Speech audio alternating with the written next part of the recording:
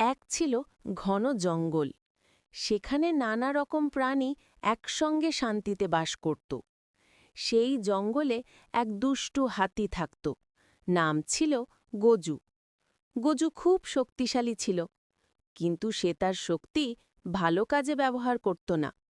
প্রতিদিনই সে কোনো না কোনো প্রাণীকে ভয় দেখাত, গাছ ভেঙে দিত, নদীর জল ঘোলা করে ফেলত। একদিন গজু হাঁটতে হাঁটতে এক ফুলে ভরা বাগানে গেল।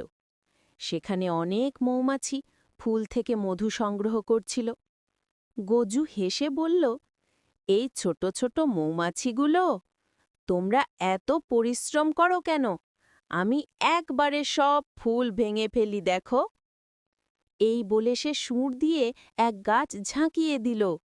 এতে অনেক ফুল মাটিতে পড়ে গেল আর মৌমাছিদের বাসা নষ্ট হয়ে গেল।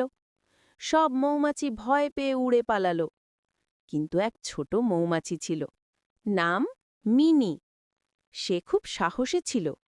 মিনি উড়ে গিয়ে গজুর কানে বলল, গজু ভাই, তুমি যদি আমাদের কষ্ট দাও, আমরা কিন্তু চুপ করে থাকব না। গজু হেসে বলল, তুমি? এই ছোট্ট মৌমাছি আমার কি করতে পারবে? তারপর সে আবার গাছ ঝাঁকাতে গেল।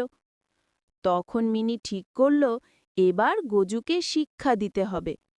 সে উড়ে দিয়ে গজুর কান বরাবর ঢুকে গেল আর একবার হুল ফুটিয়ে দিল। আহ আহ বলে গজু লাফিয়ে উঠল, কান চুলকাতে চুলকাতে নদীর দিকে দৌড়ে গেল। পানি ছিটিয়ে কান ঠান্ডা করল, কিন্তু তখনও ব্যথা করছিল। গজু তখন বুঝল, আমি এত বড়, তবু একটা ছোট মৌমাছি আমায় শিক্ষা দিল।